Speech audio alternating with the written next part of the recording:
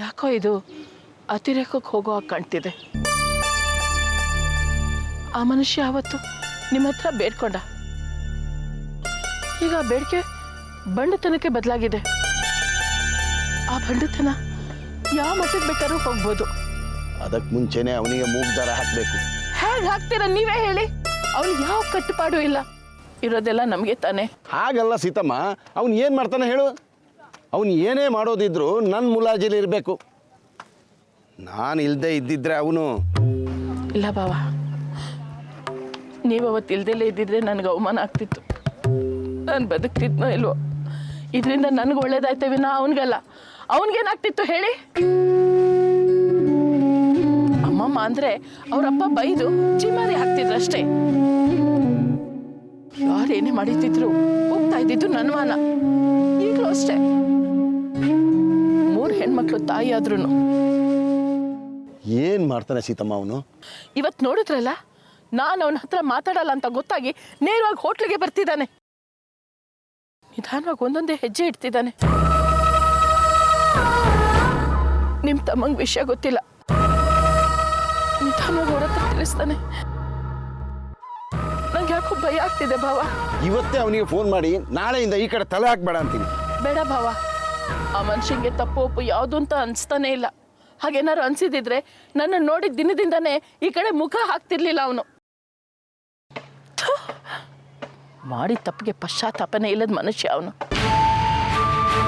ಇವತ್ತು ಬೆಳಿಗ್ಗೆ ನೋಡಿದ್ರ ನನ್ನ ಮುಖ ನೋಡಿ ಹಲ್ ಕಿರಿತಾ ಇದ್ದ ನೋಡಿ ಮುಖ ಬಾರಿಸ್ಬೇಕು ಅನ್ನಿಸ್ತು. ಏನ್ ಮಾಡ್ಲಿ, ಅಪವಾದ ಆರೋಪ ಏನೇ ಇದ್ರು ಹೆಣ್ಣಿಗೆ ತಾನೆ. ಅದಕ್ಕೆ ಸೀತಮ್ಮ, ಒಂದ್ಸಲ ನೀನು ಅವನನ್ನು ಮಾತಾಡ್ಸೋ ಅಂದಿ. ಈಗ ನಾನು ಅದೇ ನಿರ್ಧಾರಕ್ಕೆ ಬಂದಿದ್ದೀನಿ ಭಾವ. ದಿನಾಲು ಅವನ್ನೆಲ್ಲರೂ ಪ್ರಾಣ ತಿನ್ನೋದಕ್ಕಿಂತ ಒಂದ್ಸರಿ ನಾನೇ ಅವನ್ನ ಭೇಟಿ ಆಗ್ತೀನಿ. ಇಲ್ದಿದ್ರೆ ಯಾವ ಮಟ್ಟ ಬೇಕಾದ್ರೂ ತಲುಪಬಹುದು. ಬೇಡ ಭಾವ, ದಿನ ಉಸಿರು ಹಿಡ್ಕೊಂಡು ಸಾಯೋದಕ್ಕಾಗಲ್ಲ. ಅವನಿಗೆ ಬರೋದಕ್ಕೆ ಹೇಳಿ ಮಾತಾಡ್ತೀನಿ. ಬೇರೆ ದಾರಿನೇ ಇಲ್ಲ, ಹೇಳಿ ಭಾವ.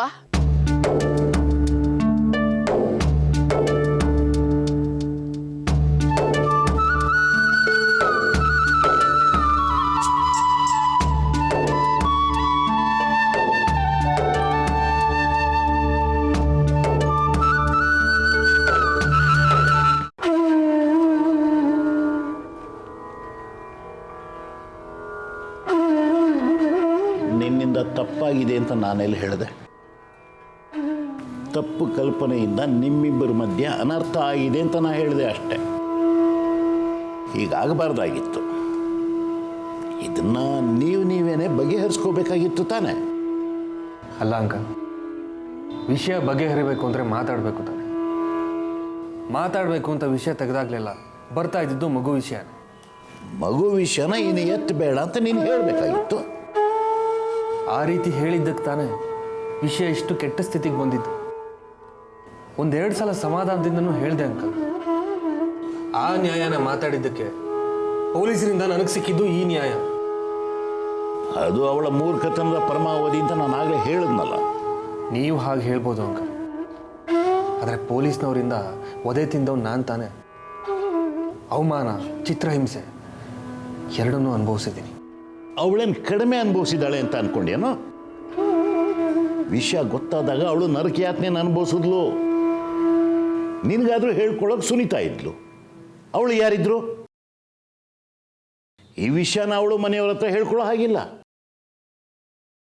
ನಿನ್ನ ಹತ್ರ ಹೇಳ್ಕೊಳ್ಳೋಕ್ಕೆ ನೀನೂ ಇಲ್ಲ. ನಿನ್ನ ಮೇಲೆ ಕಂಪ್ಲೇಂಟ್ ಕೊಡೋಕ್ಕೆ ಹೇಳ್ಕೊಟ್ಟಂತ ಆ ಸುನೀತಾ ಈಗ ಅವಳ ವೈರಿಯಾಗಿದ್ದಾಳೆ. ಅವಳು ಏನು ಮಾಡಬೇಕಾಗಿತ್ತು ಹೇಳು? ನಾನಾದರೂ ಏನು ಮಾಡಲಿ ಅಂತ? ಅವಳು ಮಾಡಿದ ಮೂರ್ಖತನಕ್ಕೆ ನಾನು ಕಾರಣ. ಮೂರ್ಖತನ ಅಂದ್ಯಲ್ಲ, ಅದನ್ನೇ ನಾನು ಆಗ್ಲಿಂದ ಹೇಳ್ತಾ ಇದ್ದ. ಅವಳು ಮಗು ಬೇಕು ಅನ್ನೋ ಹಠಕ್ಕೆ ಬಿದ್ದು ಪ್ರೀತಿನೇ ಒತ್ತೆ ಇಡೋ ಮೂರ್ಖತನ ಮಾಡಿದ್ಲು. ನೀನು ಮಾತನಾಡಬೇಕಾದ ಸಮಯದಲ್ಲಿ ಸುಮ್ಮನೆ ಇದ್ದುಬಿಟ್ಟು ಪ್ರಾಣ ಕಳ್ಕೊಳ್ಳೋ ಅಂತ ಮೂರ್ಖತನದ ನಿರ್ಧಾರನ ಮಾಡಿದೆ. ಇದ್ದಿದ್ದು ಅದೊಂದೇ ದಾರಿ. ಅವಿವೇಕಿ. ಅದು ದಾರಿ ಅಲ್ಲ, ದಾರಿಯ ಕೊನೆ. ಸಮಾಪ್ತಿ. ನಾಚಿಕೆ ಆಗಲ್ವೇನ್ರಯ್ಯ ನಿಮಗೆಲ್ಲ? ಇಷ್ಟೆಲ್ಲ ಓದಿದ್ದೀರಿ, ದೊಡ್ಡ ದೊಡ್ಡ ಕಂಪ್ನಿನಲ್ಲೆಲ್ಲ ಕೆಲಸ ಮಾಡಿದ್ದೀರಿ.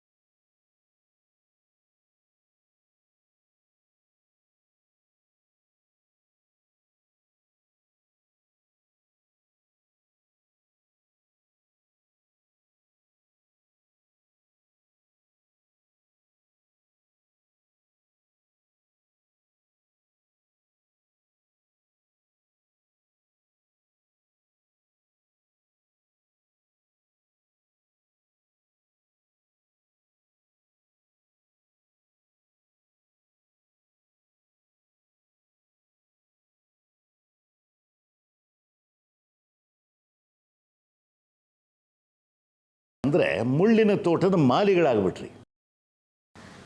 ನಾಳೆ ಬೆಳಿಗ್ಗೆ ನೀನು ದೇವಕಿ ಮನೆಗೆ ಬರಬೇಕು, ನಾನು ಕಾಯ್ತಾ ಇರ್ತೀನಿ.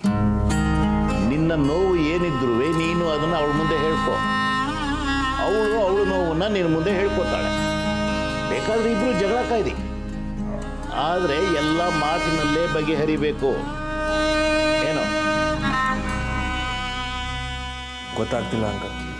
ನಾನು ಕೇಳಿದ್ದು ನೀನೇ ಅಲ್ಲಿಗೆ ಬರ್ತೀಯಾ ಅಥವಾ ದೇವಿಕಿನೇ ಇಲ್ಲಿಗೆ ಕರ್ಕೊಂಬರಲ್ಲ ಅಂತ. ನಾನು ಇಲ್ಲೇ ಇರ್ತೀನಿ. ಸದ್ಯಕ್ಕೆ ಅಲ್ಲಿಗೆ ಬರೋದಕ್ಕೆ ಮನಸ್ಸು ಒಪ್ತಾ ಇಲ್ಲ.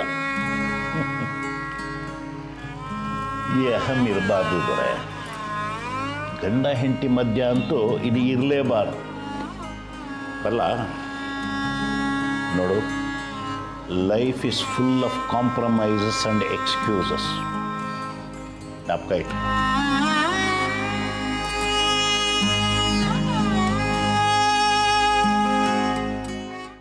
ರೀ, ಕುತೂಹಲ ಕೇಳ್ತಾ ಇದ್ದೀನಿ. ಮಗು ನಂದೆ. ನಿಮ್ಮ ಹಸ್ಬೆಂಡು? ಇಲ್ಲ. ಅಂದರೆ ಹಾಗೇನಿಲ್ಲ, ಗಂಡನೇ ಇಲ್ಲ. ಮತ್ತೆ ಮಗು ಸ್ವಂತದ್ದ ಬಾಡ್ಗೆದ? ಸ್ವಂತದ್ದೇ.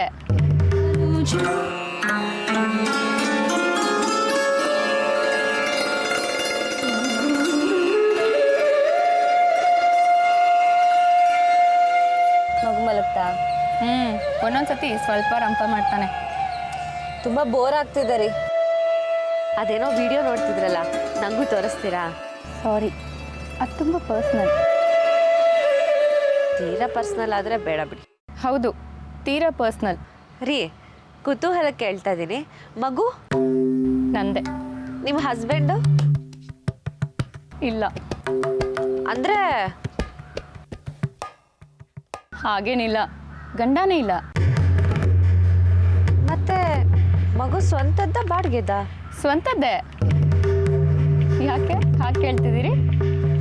ಯಾಕೂ ಇಲ್ಲ, ನಮ್ಮ ಪರಿಚಯದವರು ದೇವಕಿ ಅಂತ ಬೇರೆ ಯಾರೋ ದಂಪತಿಗಳ ಒತ್ತಾಯಕ್ಕೆ ಅವ್ರು ಬಾಡಿಗೆ ತಾಯಿ ಆಗಿಬಿಟ್ರು. ಅವ್ರಿಗೆ ಮಗು ಆಗೋ ಹೊತ್ತಿಗೆ ಅವ್ರಿಗೆ ಜಗಳ ಆಗಿ ಆ ಮಗು ಜೊತೆ ಇವ್ರಿಗೆ ಅಟ್ಯಾಚ್ಮೆಂಟ್ ಬೆಳ್ಕೊಂಡ್ಬಿಡ್ತು. ಒಂದಿನ ಮಗುನೂ ಯಾರೋ ಕತ್ಕೊಂಡು ಹೋಗ್ಬಿಟ್ರಂತೆ ರೀ. ಮತ್ತೆ ಈಗ ಮಗು ಅಂತೂ ಸಿಗ್ಲಿಲ್ಲ ರೀ. ಈಗಂತೂ ದೊಡ್ಡ ರಾಮಾಯಣ ಕೂತಿದೆ. ಅವಳಿಗೆ ಒಬ್ಬಂಟಿ. ರೂಪಿಣಿ, ನಂಗನ್ಸುತ್ತೆ ನಿಮ್ಮದು ಲವ್ ಡಮಾರ್ ಕೇಸು ಅಂತ. ನಾನು ಒಬ್ಬನ ಲವ್ ಮಾಡಿದ್ದೆ, ಆದರೆ ಮದುವೆ ಬಗ್ಗೆ ಕಲ್ಪನೆ ಕೂಡ ಇರಲಿಲ್ಲ. ಮಗು ಬೇಕು ಅನ್ನೋ ಆಸೆ ಇತ್ತು. ಅವನು ನನ್ನನ್ನು ಪ್ರೀತಿಸ್ದ, ಮದುವೆ ಆಗೋದಾಗಿ ಮಾತು ಕೊಟ್ಟ.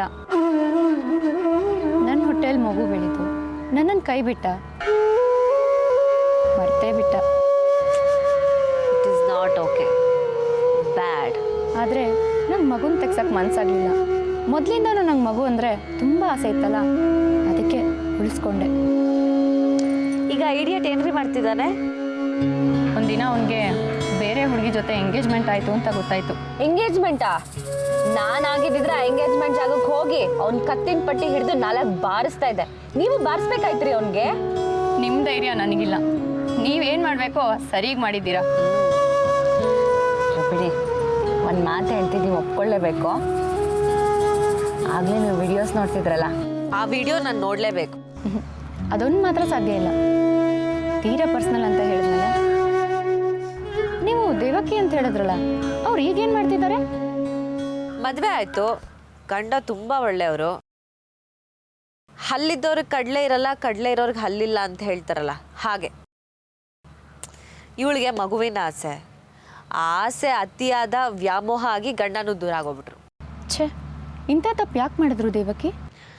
ಈಗ ಪಾಪ ಪಶ್ಚಾತ್ತಾಪ ಬರ್ತಿದ್ದಾಳೆ. ರೂಪಿಣಿ, ಆ ದೇವಕಿ ಬೇರೆ ಯಾರೂ ಅಲ್ಲ, ನನ್ನ ಸ್ವಂತ ಅಕ್ಕನೇ.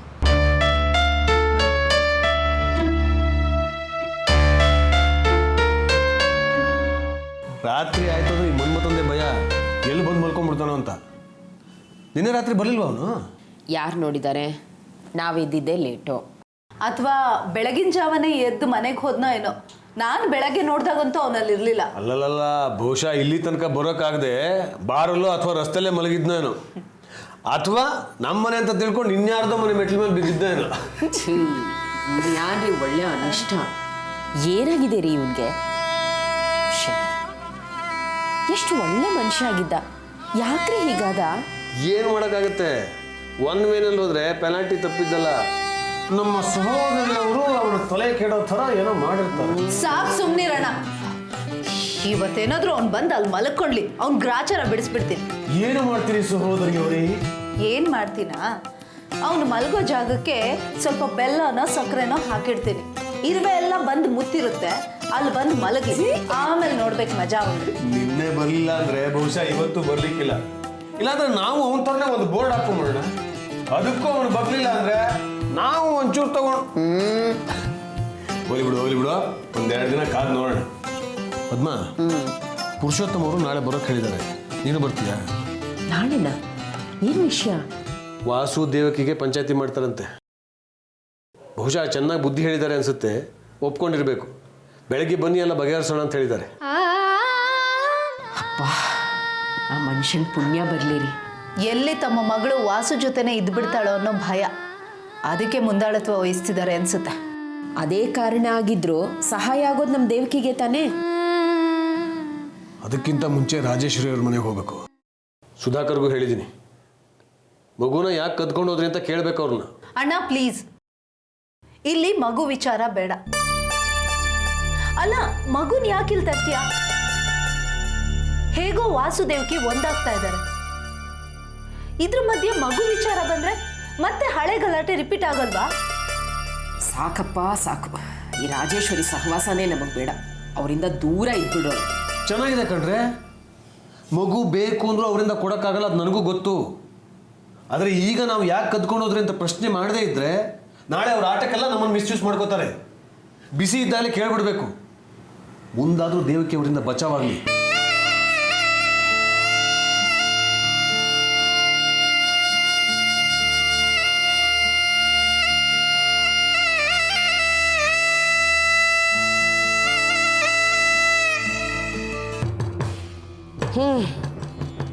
ಮಗುನೇನೋ ಕರ್ಕೊಂಡು ಹೋಗಾಯ್ತು. ಮಗುವಿನ ತಾಯಿ ಇಲ್ಲೇ ಇದ್ಬಿಡ್ಬೇಕಾ? ತಾಯಿ ಮಗುನ ಬೇರೆ ಮಾಡೋದು ನೀತಿ ಇರೋರಿಗೆ ಮರ್ಯಾದೆ ತರೋದಿಲ್ಲ.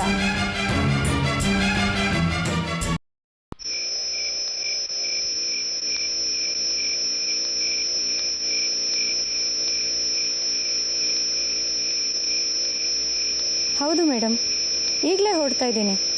ಮಗುನ ನೋಡಬೇಕು ಅಂತ ಆಸೆ ಆಗ್ತಾ ಇದೆ. ನಾಳೆ ಬೆಳಗ್ಗೆ ಅಲ್ಲಿರ್ತೀನಿ.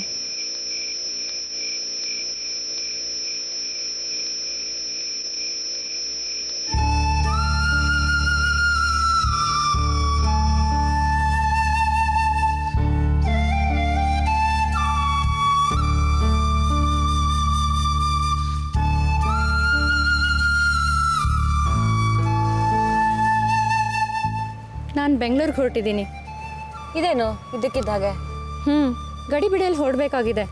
ಬೆಂಗಳೂರಿನಲ್ಲಿ ಒಂದು ಪ್ರೋಗ್ರಾಮ್ ಇದೆ, ನಾಳೆನೇ ತಯಾರಿ ಆಗಬೇಕು. ಡ್ಯಾನ್ಸ್ ಅಂದರೆ ಗೊತ್ತಲ್ಲ, ಸ್ಟೇಜು, ಮ್ಯೂಸಿಕ್ಕು, ಲೈಟು ಎಲ್ಲ ಪರ್ಫೆಕ್ಟ್ ಆಗಿರ್ಬೇಕಲ್ವಾ. ನಾನು ಇರಲೇಬೇಕು. ಹಾಗಾದರೆ ನೀವು ಬೆಂಗಳೂರಿಗೆ ಬರ್ತಾನೆ ಇರ್ತೀರಿ? ಹೌದು, ಬರ್ತಿರ್ತೀನಿ. ನೆಕ್ಸ್ಟ್ ಟೈಮ್ ಬಂದಾಗ ನಾನು ಮೀಟ್ ಮಾಡಲೇಬೇಕು? ಖಂಡಿತ. ನಿಮ್ಮ ನಂಬರ್ ಕೊಡಿ. 990271 7766.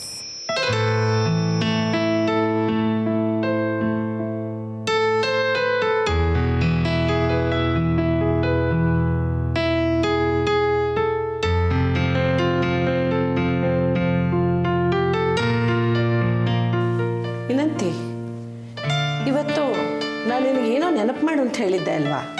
ರಘುಗೆ ಫೋನ್ ಮಾಡಬೇಕು ಅಂತ ಇದ್ರೆ. ಹಾಂ, ಅದೇ.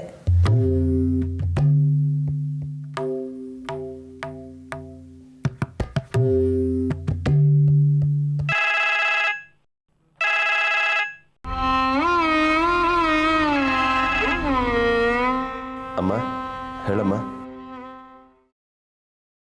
ಮಗುನ ಕರ್ಕೊಂಡು ಹೋಗೋವರೆಗೂ ಮಾತ್ರ ಅಮ್ಮ ನೆನಪ?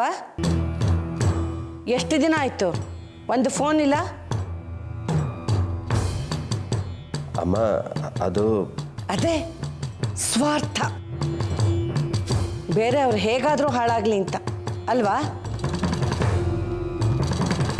ಖಂಡಿತ ಇಲ್ಲಮ್ಮ. ಬೇರೆ ಬೇರೆ ಕೆಲಸದ ಮಧ್ಯೆ ಮರ್ತೋಯ್ತು. ಜಾಣ ಮರವು.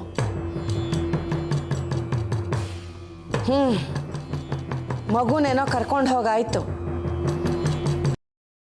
ಮಗುವಿನ ತಾಯಿ ಇಲ್ಲೇ ಇದ್ಬಿಡ್ಬೇಕಾ? ತಾಯಿ ಮಗುನ ಬೇರೆ ಮಾಡೋದು ನೀತಿ ಇರೋರಿಗೆ ಮರ್ಯಾದೆ ತರೋದಿಲ್ಲ. ಹಾಗೆ ಮಗು ಬೇಕು ತಾಯಿ ಬೇಡ ಅನ್ನೋದು ಮರ್ಯಾದಸ್ಥರ ನೀತಿ ಅಲ್ಲ. ಗೊತ್ತಾಯ್ತಾ? ಒಂದೆರಡು ದಿನದಲ್ಲಿ ವಿನಂತಿನೂ ಕರ್ಕೊಂಡು ಹೋಗ್ಬೇಕು ಅಂತ ಹೇಳಿದ್ನೋ ಇಲ್ವೋ?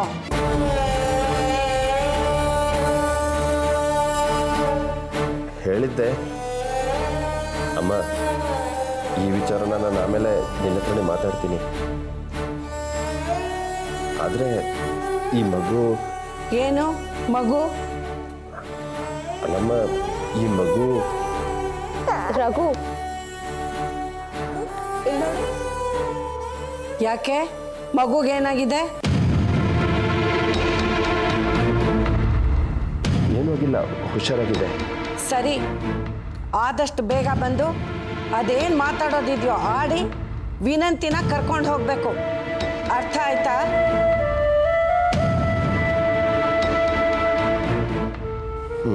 ಇಲ್ಲದೆ ಹೋದರೆ ನಾನೇ ಕಳಿಸ್ಬೇಕಾಗತ್ತೆ. ನೆನಪಿರಲಿ, ಇದು ಸೆಕೆಂಡ್ ವಾರ್ನಿಂಗ್.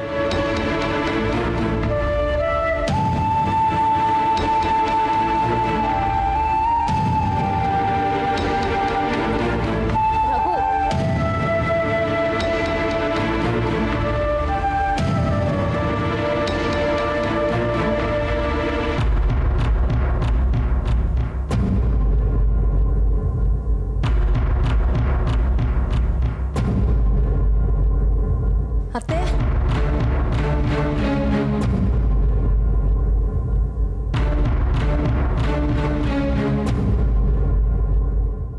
ನಾನು ಅವ್ರ ಮನೆಗೆ ಹೋಗ್ಬೇಕಾ? ಸಮಯ ಬಂದರೆ ಹೋಗಬೇಕಾಗತ್ತೆ. ಅತ್ತೆ, ನಾನು ಅಲ್ಲಿದ್ದು ಜೀವನ ಮಾಡೋಕ್ಕಾಗುತ್ತಾ? ಆ ಯಶೋದ ಕೊಬ್ಬು ಕರಗೋವರೆಗೂ ನೀನು ಅಲ್ಲೇ ಇದ್ದು ಜೀವನ ಮಾಡಬೇಕಾಗತ್ತೆ. ಹೆದರೋ ಅಗತ್ಯ ಇಲ್ಲ, ನಾನಿದ್ದೀನಿ.